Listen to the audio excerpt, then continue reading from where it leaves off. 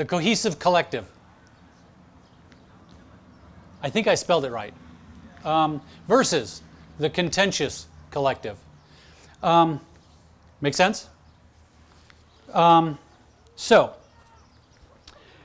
how do we start?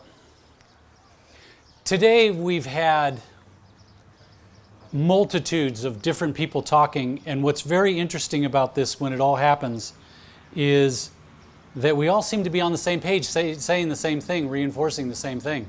And this came to me about, 4 or 5 days ago as I was listening to some different astrologers and getting their readings on different things. And then after, Vicky spoke, I called her up. And I just had to, I need clarification. What's going on with this thing here, okay?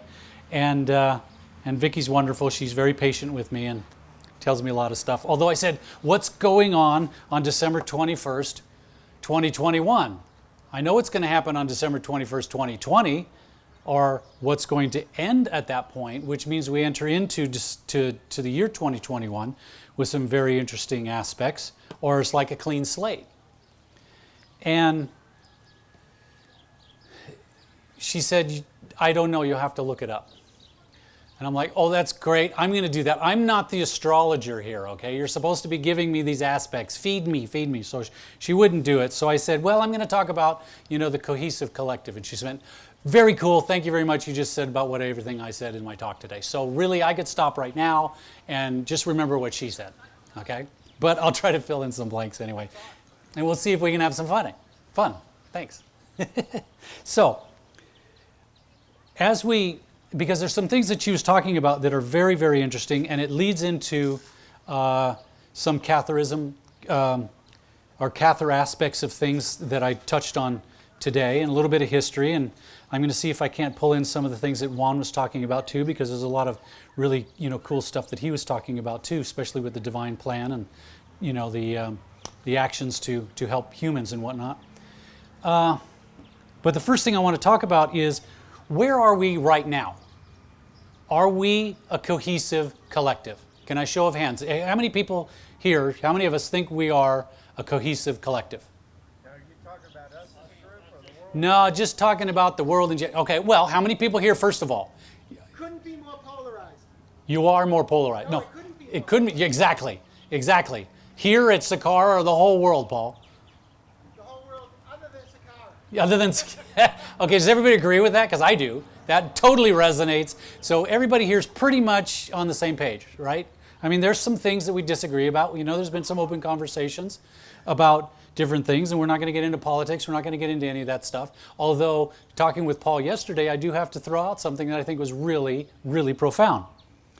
And it leads into reinforcing the cohesive collective. And that is, if you don't agree with something, don't bitch about it. Don't argue about it. Go neutral about it and pray for the circumstance. Is that about right? That's an excellent point. Okay. And I totally spot on, because I'm like, hey, if you're going to argue about it, forget it. Like I've been known to say that, I'm going to do a political statement here for a second. Politics is designed for common people to have something to argue about at cocktail parties. Okay?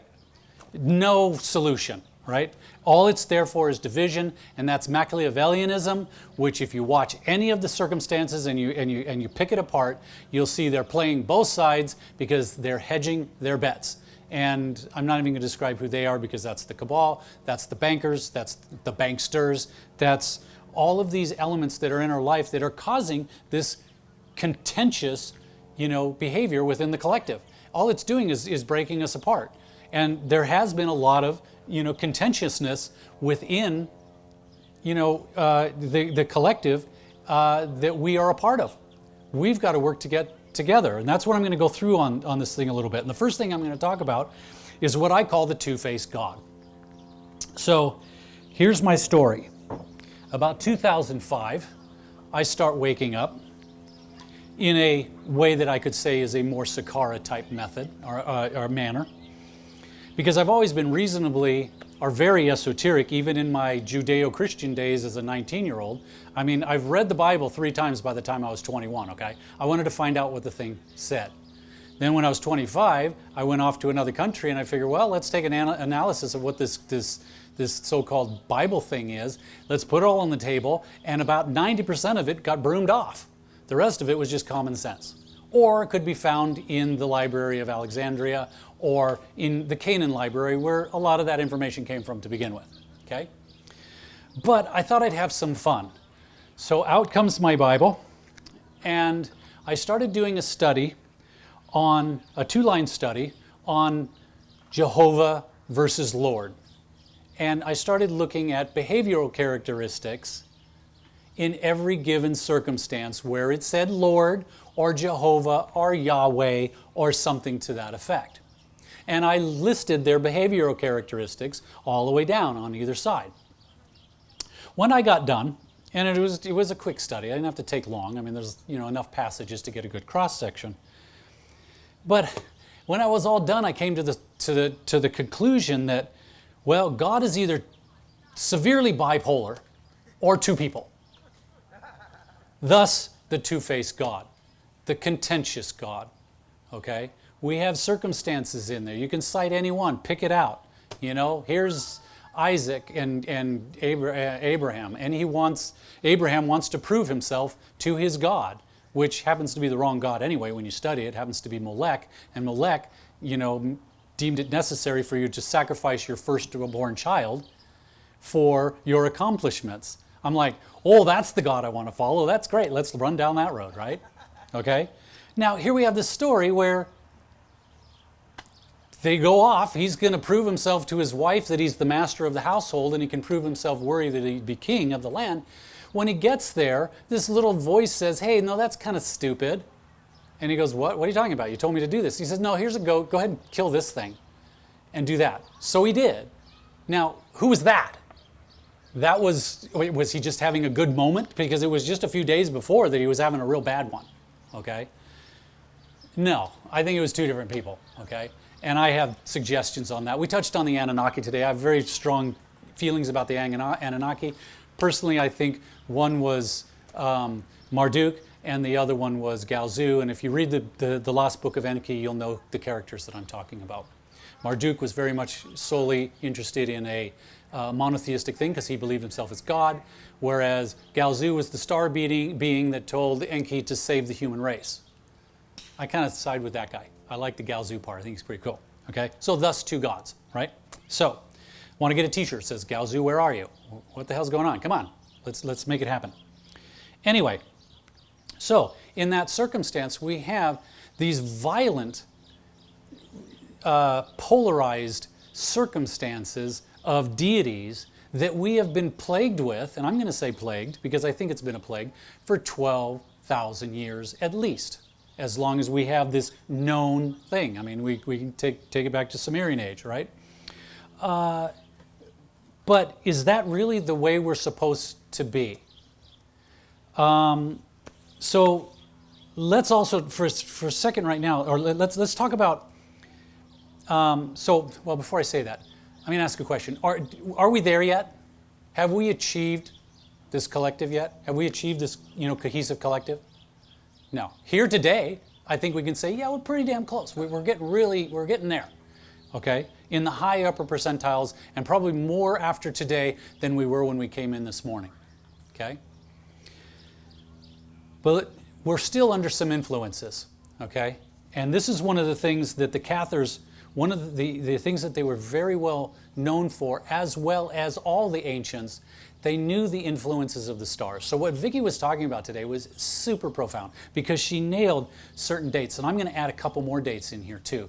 And then I'm going to get into some things about prophecies that were given and reasons why I have, reached some conclusions about where we are in time right now and what's coming. Okay, because I think we're in for a rocky road, but it's going to be a short one, but it's going to be very fast.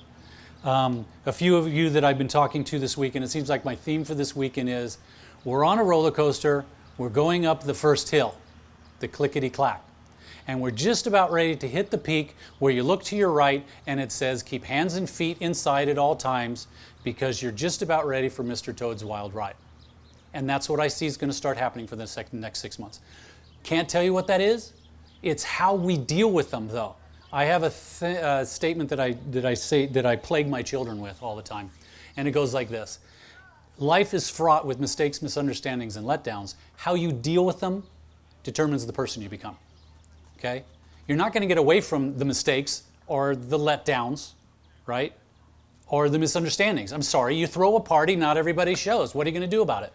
You're going to cry? You're going to shoot yourself? No, I don't think so. You get on, you move on, but other people just totally crash and burn. So where do we want to put ourselves within that picture? Are we ready to throw in the towel and say enough is enough? We'll just take the pill and go back into the matrix, but we probably won't get to eat steak and have everything and be rich, right? Because there's always a caveat in their contract, right? Where are we and where do we want to go? Okay? So, right now, according to astrologers, the South Node is in Sagittarius. Don't ask me exactly what that means because they know all that stuff and I just listen to them, okay? But effectively, let's look at the characteristics. What is this doing? It's generating a clash in viewpoint.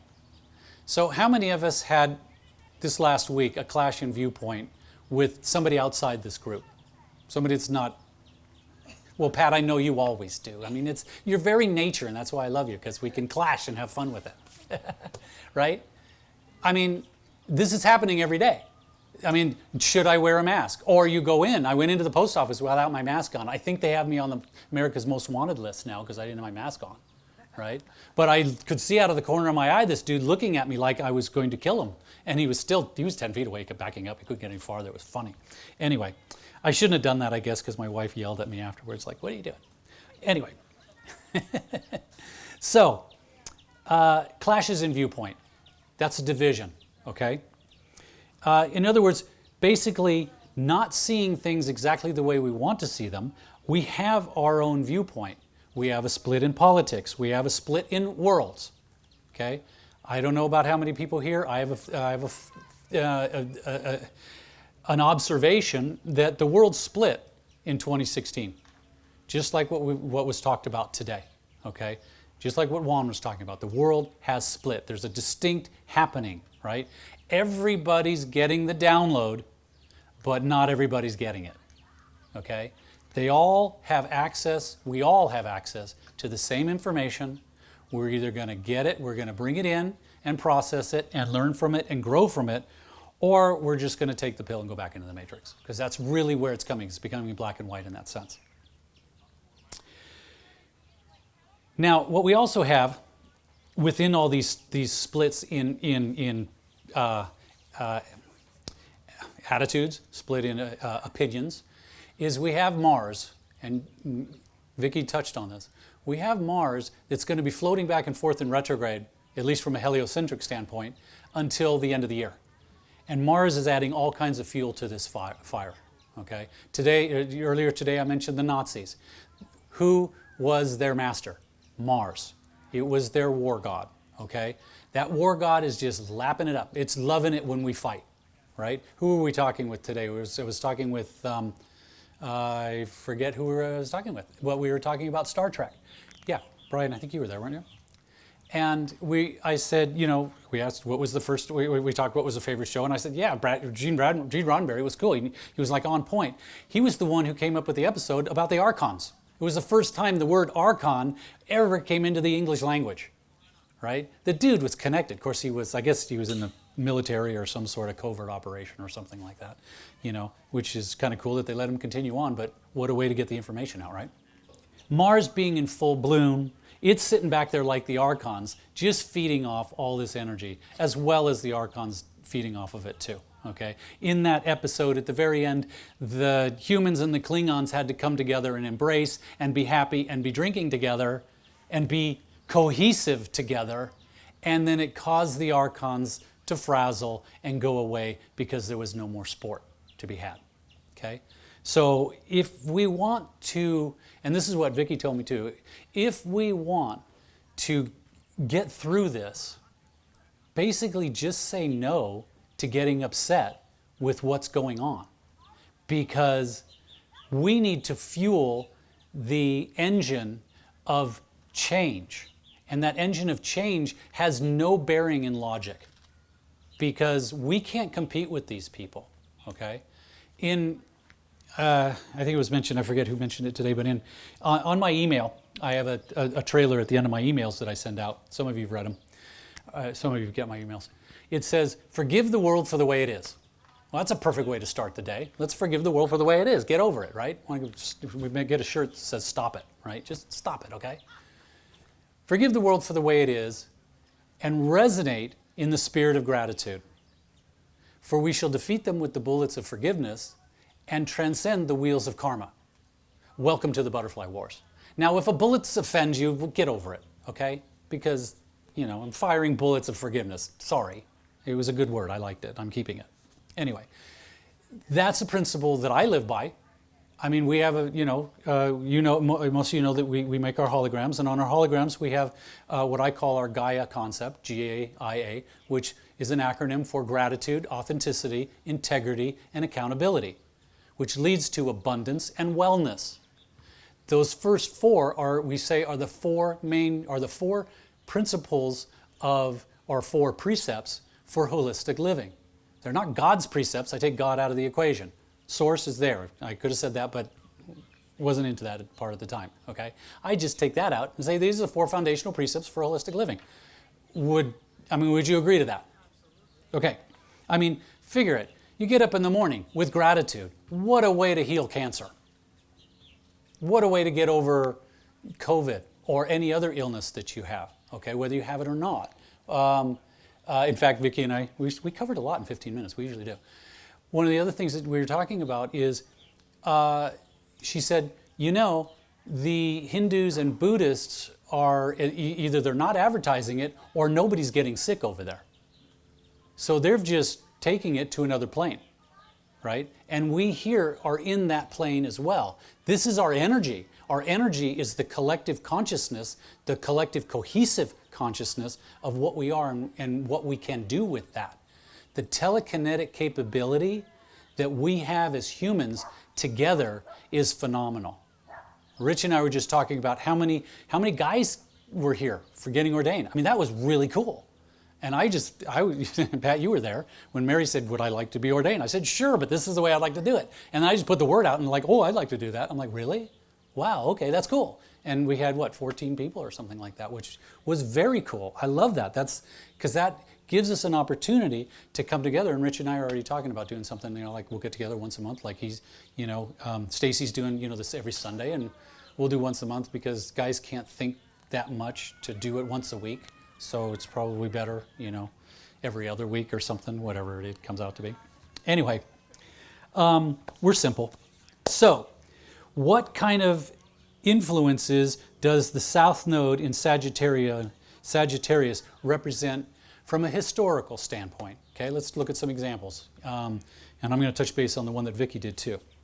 First, the last time we had this type of intense separation tendency or propensity was whenever the Civil War was. I don't know, was it 1855, something like that? I don't know. I'm not grand. 60? Okay, whatever. Ding, you get a gold star. Thank you. 1860, 1856, whenever that was, okay? That was the last time we had this type of thing. What did we have? We had brothers fighting brothers over a thing called slavery, which was really, weird, okay? I won't even go into that. That's just too much. The time before that was 1692.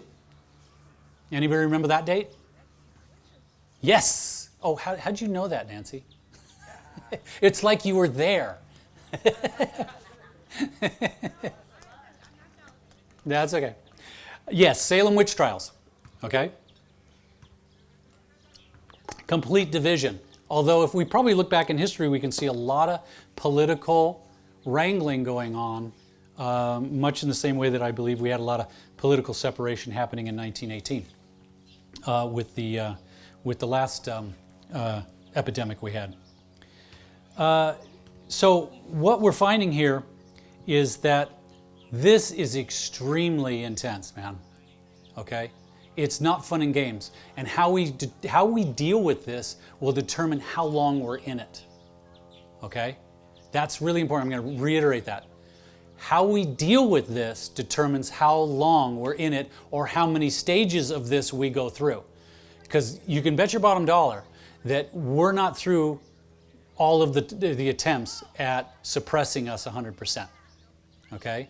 They're still trying. That's the only thing they got left. But on top of that, they are stargazers too. They know the star patterns that we're under right now, and if they can just keep us being divided, I mean, there's been some mention of the Bible today, so I'll mention that too. Jesus said, "A house divided against itself can't stand." That's pretty simple logic. You know, you can find that in any good book, right? If you're fighting amongst yourself, you're not thinking about whether somebody else is coming in and fighting you, or whether somebody's supplying your guns to you and guns to your enemy at the same time.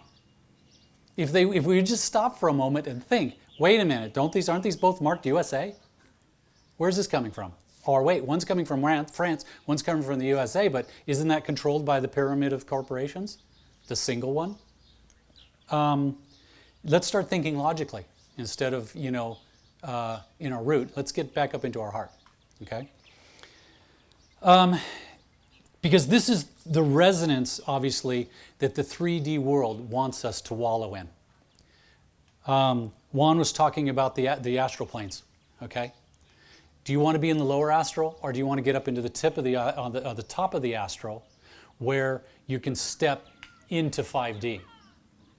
There's many circumstances where in lucid dreams, which I do not have very often, but I have been asked by spirits who are caught between worlds to please help me cross over because they're caught between worlds. It's very simple. We open up a door, say, here you go on through, close the door, lock it, throw away the key, and off we go. And because they're stuck in the astral plane, in the lower astral, then they're supposed to go on to the 5th. Okay? Now, 3D wants us to stay in the lower astral because the elementals controlling the astral want to pull us there so that, in my opinion, when 5D folds over onto 3D, which is coming, then 4D will cease to exist and all that astral plane, even the higher astral, will cease to exist. Okay? Again, that's my opinion. That's how I see it. When that happens, we won't have to worry about 4D. It's gone. Okay? Because we will be controlling. But that's the split in the world. So you're going to have the 5D world, you have the 3D world, but you're going to have us, and I'm going to get to this in a minute, that have not ascended, we have inscended.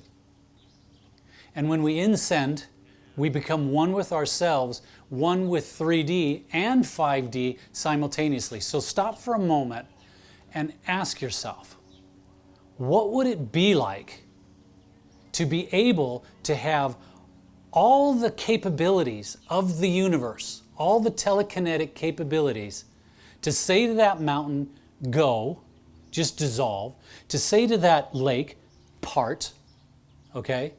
But then add to that, that's just with our, 3D mind, okay? Or that's just with our, that's just the fundamentals. But you add to that the kinetic energy of the 3D physical embodiment. See, the ascended masters, whoever they are, Palladians, Andromedans, whoever you want to, whatever planet or galaxy suits your fancy. For me, it's the Andromedans. But if they've ascended, they didn't go there with their human body. Okay? They went there in an energy plane. So the kinetic energy of influence that they have is limited. They can more suggest, well, maybe it's just fairly strongly. Maybe they have some influences in some of these upper, ascension, categories that they can influence you on your next position, but that doesn't help the here and now, okay? If you have the ability of here and now and then and there, what do you have at your disposal? You could say to this planet, dissolve yourself, and it would. You wouldn't even need a Death Star. Now, what kind of influence could we have? Because I personally believe that we are the only planet that's getting to that point. I'm going to get to that in just a second here as to why I think that, right? But imagine if we have a solitary, purposeful vision of conscious co-creation. What could you do? What could you influence? All right? I love the fact that Paul's smiling about that because it's like so cool. It just resonates so much when I say that. I'm like, God, I almost want to say it again. What could you do? There you go, I did it. So, as I said, now imagine unification. I've already skipped ahead to my next page.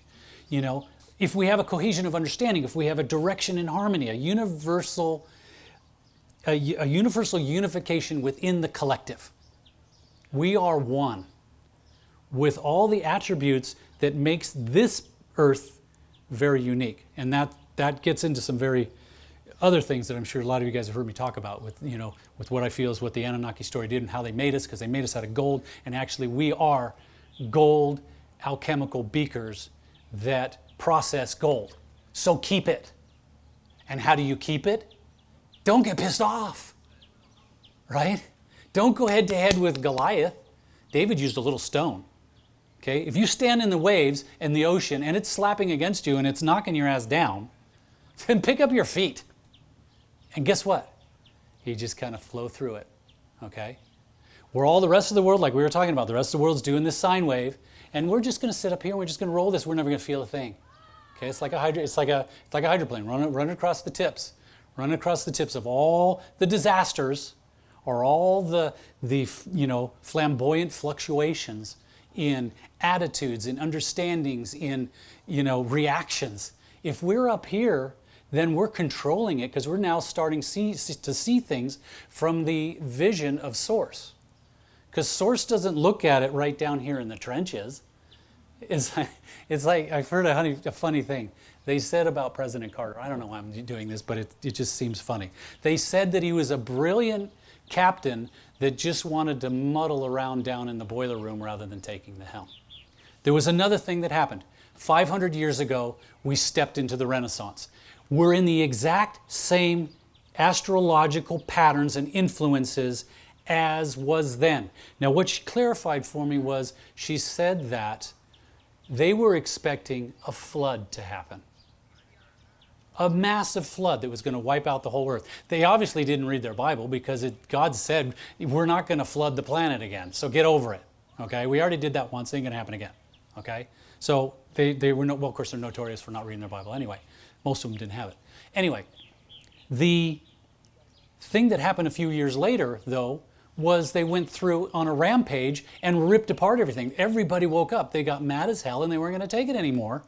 And they went to war in the only way they know about it. They picked up their swords, knives, rakes, forks, spoons, anything that they could, and took command of it, and it ushered in the Renaissance. Okay? That's the kind of influences we're under right now. Now, I am not advocating that we go pick up a gun. Because what did I say? We will defeat them with the bullets of forgiveness. We will defeat them with the bullets of neutrality and prayer. Whatever prayer is for you. Okay? Collectively working together in a cohesive manner and to target a purposeful intent. So take a moment and imagine, what is that intent? Because as Vicki said, we're not going to have the same thing tomorrow that we had even last year. But in my opinion, that ain't living, man. That's not living. Because think of all the things that we're afraid of doing and have been afraid of doing for 12,000 years. Anybody that stepped up and started being noticed, like I have a saying that says that you have freedom of speech in this country until somebody starts listening. Just talk to Martin Luther King about that. Okay? So here we have a circumstance that we have had literally no freedom since the dawn of our time as a human species, or Homo sapiens sapiens. Okay? So imagine, take a moment to think, what will your future look like? What will it be? What is the ideal that we can create? And then, is that something that would make us worthy to be ambassadors to the universe? Because in my opinion, the universe is pretty screwed up and it needs our help. Okay? My daughter is one of these people that you could snap your fingers and she'd go off planet. Just like, without a drop of a hat, boom, she's gone. Okay? And She went off planet one time and she dropped into a war zone. And these guys were pissed. They're like, what the hell are you doing here? You're not supposed to be here. You're a warring planet. She said, what are you doing here? You guys are wiping each other out and you're trying to put the thumb on us saying that we're bad. What's wrong with you people? Okay? So there's a lot of hypocrisy all around the universe. It's not just in the Holy Roman Catholic political agenda. And I didn't say anything religious there. Okay, I'm going to throw out a couple numbers here. 1321, and some of you know this number, 1244. And then in between that, 1280. Okay, 1344. The Cathars are wiped out at Mount Sakkara. We just heard that today, right? Everybody remember that? Okay.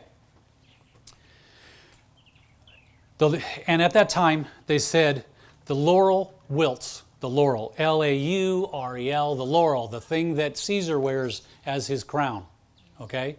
He stole it from the Cathars. Wait a minute, Caesar came before the Cathars. I'll get to that in a minute. Okay? Their symbol of purity and love and longevity was the laurel. Okay? That's why on gents, you'll see on your certificate, we put the laurel on there. Okay? Everything on that is symbolic, represents something. But there was a circumstance in 1280 that, well, I'm going to say something first. In 1244, there was a remnant, because God, source, whatever you want to call it, always preserves a remnant, always. There is always a seed that you can plant a tree another time, somewhere else. And there is evidence now that a few of the prefects, perfects, whatever you want to call them, escaped with all the information, okay? Now, we know that these prefects were the descendants of Mary. Okay, so there wasn't a whole lot of them at that time. Probably, there may be 2 million of them now of Maravision bloodline, but then there was probably 500. I can whisk away 500 people very easily, especially with the knowledge that they had. They knew this was coming. Doesn't mean that some didn't stay behind to willingly accept the sacrifice so the others could leave. Okay? So this remnant gets preserved. Then we go into 1280, where we start falling into certain things that are also happening right now, astrologically, where there's some indecision going on. And I'm not talking about just amongst us, by the way. I'm talking about the deep state, the cabal, whoever you want to say it, the theys of the world that have been taking us down this road forever. They're actually very confused right now, just as much as we might feel. That's why I also recommend take a news fast. Okay? Don't listen to CNN, for sure don't listen to CNN. And don't listen to Fox. And don't listen to X22. Or if you do, do it occasionally, like I do, maybe once a month. Because all it is propaganda on both sides. Okay? And there's evidence of propaganda throughout history. I could just do that all the way along, and you could see that. In fact, the first four books of the New Testament are all propaganda. They were written in AD 70, and it was keeping everybody all hyped up because Jerusalem was about ready to be destroyed. There's some cool things in history. I highly recommend people read this stuff because it's fun. Anyway, the laurel wilts, nonetheless. A remnant is preserved. Questions start coming into people's mind. It gives rise to another level of prefects to come forward. And a person by the name of Billy Baste, he was in northeastern Spain, so I don't know how to pronounce his name. Anyway, 1321, he is martyred, okay, as a Cathar, okay? His prophecy at that time was, where is it? In 700 years, the laurel will become green again and good people will return. Now, good people never disappeared. It's just when you have a bad eraser like I have, sorry. When you have source, okay, you always have a circle around it. That is the, how many know what this symbol means? Nobody? No participants? Nobody? No, anybody willing to take a shot at what this circle with a dot in the middle means? Was it?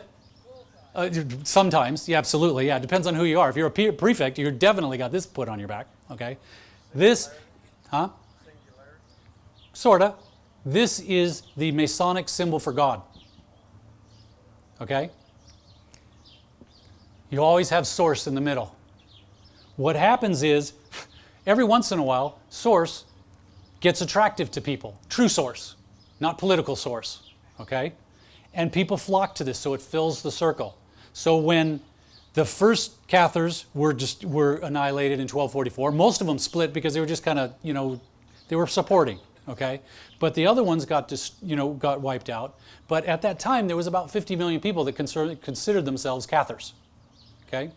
So what we have here is in 1321, the outside kind of disappears, but it doesn't. It just sort of goes underground. And then it resurfaces in other ways. And we saw that this morning. I'm sorry for being redundant, but we saw that with the Rosicrucians. And we saw that with the mystics of the late 1800s, of which Tesla was one. Okay, they were all tapping into the same vein. It's all about star influences that enabled people to be open to these types of attractions. Okay. Why is this 700-year laurel becoming green again prophecy so important? It's important because from 1321 to 2021 is 700 years. Guess what? The laurel turns green again. And the whole world changes. Okay? So it definitely reveals a key aspect of Cathar understanding, which should be our understanding. We should understand more about the energy fields around the astrological patterns. Very important. Because it's not an end-all be-all. It is a way and means of knowing what type of influences we're under, so we can study, so we can prepare ourselves for what could potentially be coming.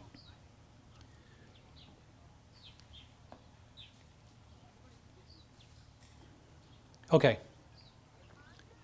I want to take a moment to look at, because we have this 2021 scenario, what have we gone through up to this point? Okay? So, recent history, October 2011, not too far away, we completed the 16.4 billion years of our conscious evolution, or our evolution in consciousness. Now, that's not just us, by the way. That's this universe, completed 16 billion years of conscious evolution. So if you were Palladian, or if there was, whatever, or if there was if we look at the Palladians, say, and they're the, quintessent, ascended beings, let's say they ascended 1 billion years ago. Well, they're still young in the universe. And guess what? They too just finished their conscious evolution, because everybody did. That's what's so cool about the moments that we're in right now. That was in October of 2011. In December 2012, everybody talks about the Mayan backtune ending, but there's a little bit more on that, and Juan touched on this a little bit, and I apologize for being redundant here, but I'm going to hopefully reinforce what he was saying. On December 21st, 2012, we encountered the equinox of the 5th sun to the 6th sun, which means for a split second in time on December 21st at, I don't know, if it maybe December 20th, right before we, I don't know when it was, where it was the 21st or the 20th. Nevertheless, right at midnight, right as the clock struck midnight and we transitioned from one day to another, we transitioned from one sun to another. But at one instant in time, they were of equal value, because both were 0. Now, that flashpoint ended 5,000 years of discordant dominance, looking outside yourself for gratification, and neutralizing this bipolar deity and narcissistic insanity or irrationality that we're encountering today. So if that ended that means it put us into another age. It put us into the sixth age. Okay? Somewhere I have here what the sixth age was all about. The sixth sun. The sixth sun is the white sun. It's illumination of our inner self. Subconscious issues revealed are clear to us, in the form of blockages that we have. We just talked about, the different oils today, or elements that can affect circumstances that are inherent within your subconscious or physical body that can help you release those. When you release them, they're gone, they're neutral. We're starting to see those things happen. They're making way for a permanent state of higher consciousness, which means this thing that we have out here, this outside God, we don't need that anymore. That's part of the other thing that just happened when that whole transition happened was where did I put it here? We ended the Piscean age. Yay. We should all be rejoicing just over that. Yeah, exactly. Because that was male-dominated, imbalance, egotistical. I said narcissistic, but I'll reiterate that one because it's a good word, okay? And all the other things associated with a very bad period of time. And that was just 2,000 years, and we've had 5,000 of them. In the last 5,000 years, look at the empires that we've had. Greek, Roman, Persian. They all wiped each other out. That's all they ever did was wipe each other out, okay? So I'm looking for this time when, guess what? We're stepping into the Aquarian age. Now, we're in a shadow still, but it still is, and that's going to end, and that's why this date that Vicki was talking about that's going on right now, this energy field until the end of this year, until December 21st of this year. After that, we step into the Aquarian age. The 700-year prophecy becomes fulfilled, and we can step into the next potential, okay? So somewhere in here, I have my notes. I will say this. Gear up, because it doesn't mean that we're not going to be without, as Juan said, some pain. Okay? There's going to be some loss. Everything that we know is going to burn to the ground. Everything. But the cool thing is, and the cool thing to remember, is the phoenix, which is what the symbol of America is, kind of interestingly, right? The phoenix will rise from the ashes. And it will be stronger and more prolific and more inspirational than anything ever before. Might not be everybody, right? We see that separation. There's a good huge percentage of the population isn't going to get it. We have to be the ones that take the reins and keep our strength together so we can move forward. Although you have to ask yourself, do I really want that? Maybe you don't. I mean, many of us remember The Matrix. I happen to think it's a really cool film. But in there, the guy wanted to go back in the Matrix. And the only thing he wanted was steak, riches, and, to be recognized. Okay? That was kind of stupid, but, he got tired of a plug in the back of his head. It hurts a little bit. Nevertheless, it's there. You can make that decision. Today still, you can make that decision. But I think by making the decision to be here today, you've already made the decision to step into the Matrix, right? Which means you got to ride around in whatever the submarine was. I can't remember what it was, but that rickety boat thing. Anyway, and have the thing stuck in the back of your head. But you get to have really good capabilities with martial arts. So look at the bright side. So as we step into the Aquarian age, we're looking at things like the 5 sutras of the Aquarian age. So I'm just going to recite those right now.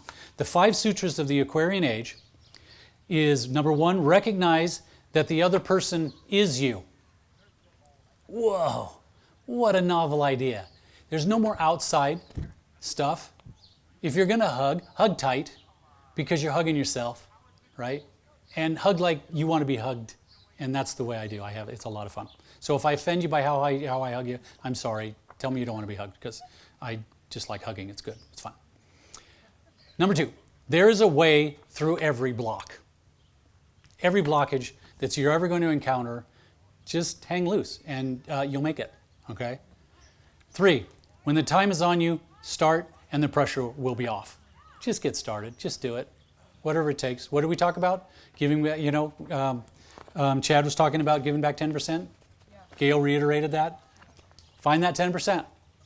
2 hours of meditation a day, that's kind of cool. My daughter has a saying, she says, she did this in a very comedic way. She says, I think that nap time is meditation for me. So take a nap, for God's sakes, okay? Actually, Chad alluded to that too. He said, when you're going to get a download, or when there's a download happening, sometimes you get knocked out. And I get flatlined. I'm just like, cool. I think that, how do I activate that programming? Let's get started. I'm ready. 4, understand.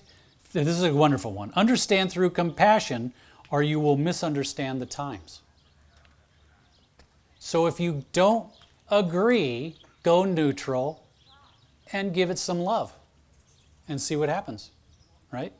Love everything and everybody, right? I mean, we're back in the 60s, by the way. It's a love fest. This is a summer of love. This is really kind of cool. Having lived through then and now, this is neat. I get to have experienced both times.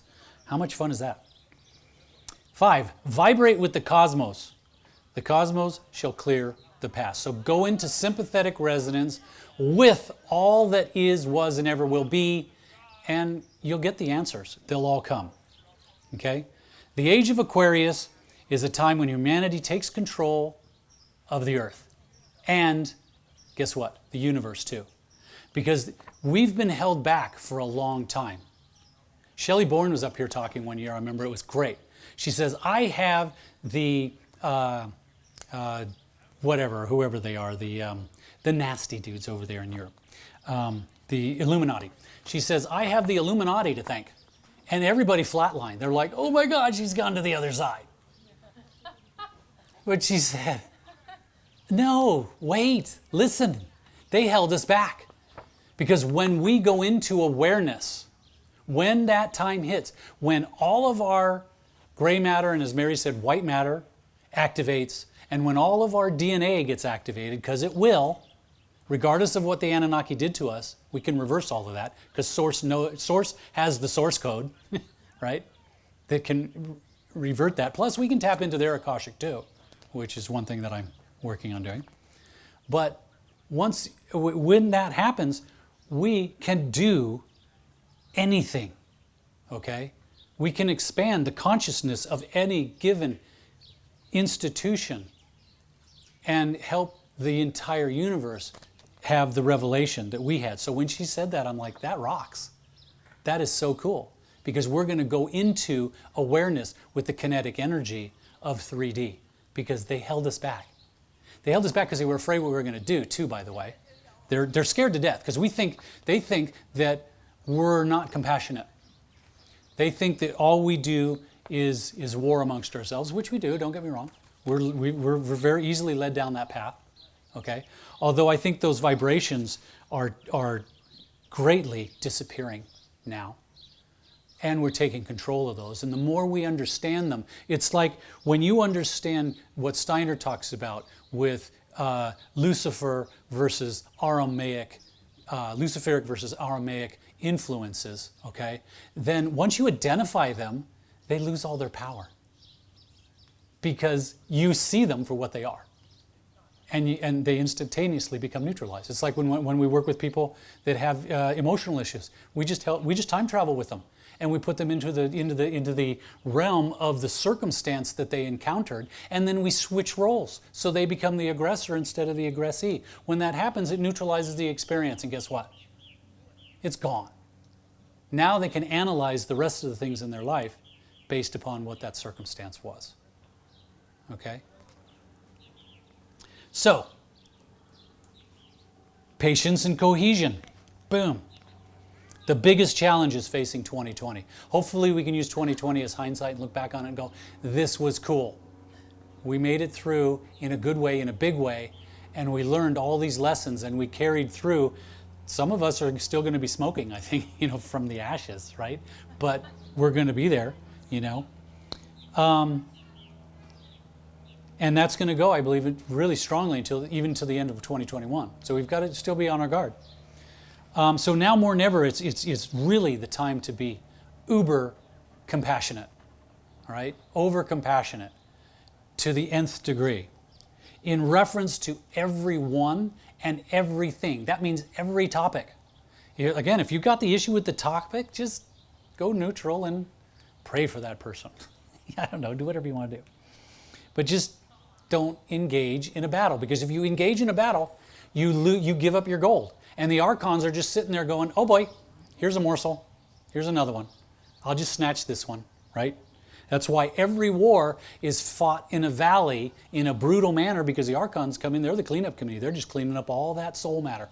Not souls, but they're just all that soul energy is all released. And that's their drug. That's why they're here. Okay? And, you know, the Anunnaki, I personally believe, genetically engineered us. But I don't want them to win with their genetic engineering that they did to us. And I believe they engineered into us this programming to fight for them.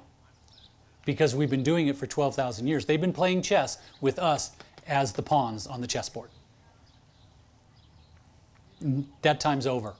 I want to see that pass, because it's certainly not beneficial to my health, and I hope you would agree with me that it's not beneficial for yours.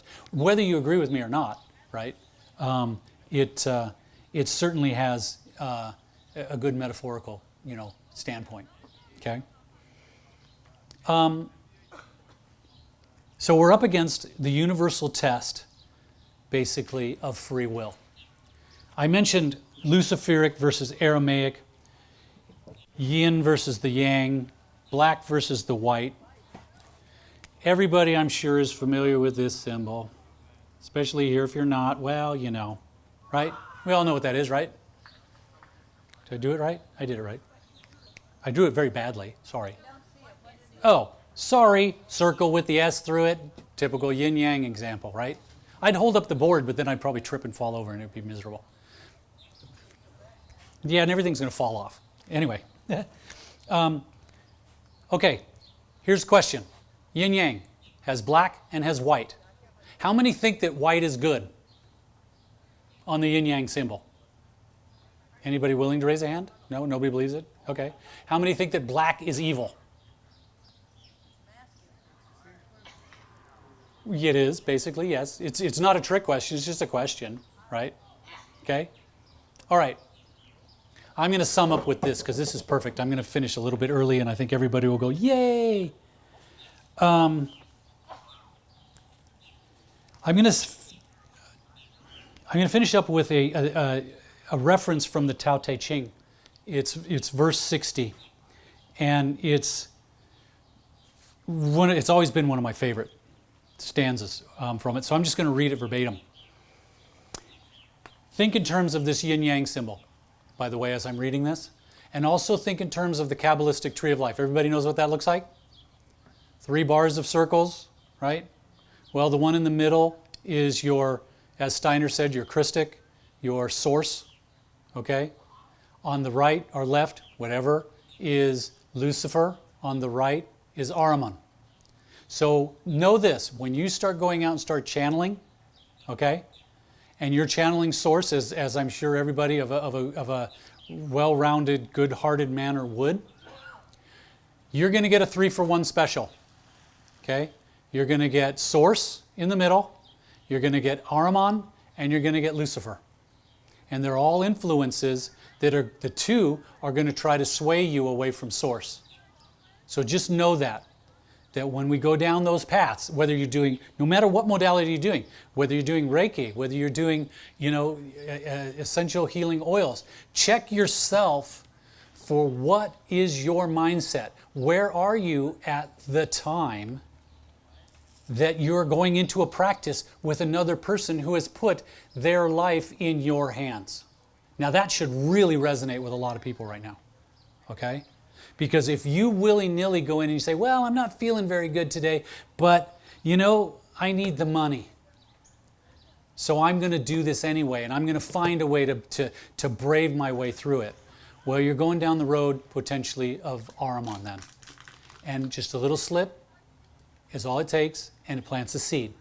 And it may not hurt the other individual, but it adds to your potential demise. And I say this because I have worked with a lot of practitioners, light workers, light healers, whatever you want to call them, or they call themselves, that have lost it so bad that they literally want to kill every patient. They just have gone so Ahriman that they want to kill everything. Okay? It's a sad thing. And I mean, or else the things that they do are worse than the way they were before. I'd rather have them just be a common person just doing whatever they're going to do than the stuff that they're pulling, because they start planting seeds of possession onto the people that they are working with. So I'm just saying this. You can agree with me or not, hate me or love me, whatever. I think you should love me, give me a hug, but that's another issue. If you don't agree with it, don't agree with it. But at least take it in mind that unless you are 100% on point, and we're human, we still slip. Take a moment. Tell your client, hey, I'm having a bad day. And they'll probably appreciate you for it. They may get a little pissed off at the moment, but you know, it's cool. You'll give them a better treatment later on. Okay? So, all symbols of duality are like this. This is a symbol of duality. So, I'm going to say, in my opinion, that white is not evil, black is not evil. And here's why. In the end, when we rise above the polarity of good and evil, we will have the great integrity. We will achieve the great integrity. So it says, govern a country like you would fry a small fish, with care, respect, and with the least interference. When the world is governed according to the great integrity, evil will lose its power. Not only will evil lose its power, it will no longer even exist. When evil ceases to exist, good will cease to exist. Without good and evil, we simply will live together in our human natures. No one will compromise anyone else, because we will be inextricable parts of the great integrity. Basically, in my language, we will live along the interstitial wave of all things as Source will be in us. That interstitial wave, you can't, for those of you who can't see, I'm tracing the interstitial wave between black and white. The wave you don't see. That's where we want to live. And when we live there, Source and all things will be available to us. Sorry. Oh, no, I'm still under time. That's it. Thank you.